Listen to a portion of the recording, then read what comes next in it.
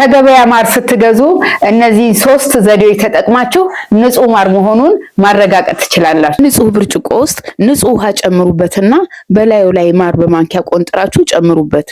በዚህን ጊዜ ማሩ ወርዶ ወደታች ከረጋና ብርጭቆውንም ስታነቃንቁት ረግቶ ከቆየ ንጹህ ማር ነው ማለት ነው። ሁለተኛው ዘዴ ደግሞ በከሰል ማንደጃ ላይ ወይንም ደግሞ በኦቭን ላይ በማንኪያ ማር ታደርጉና በሚቀልጥበት ጊዜ የሚያመጣው ሽታ ማር ወይንም ሰምሰም ካለ ንጹህ ማር ነው ማለት ነው። ባዕድ ነገር ከተቀላቀለበት ግን ሌላ ሽታ ነው የሚያመጣው።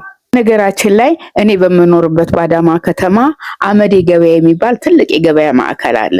እዛ ገበያ ውስጥ ማንኛውንም ነገር የምትፈልጉትን ነገር ማግኘት ትችላላችሁ።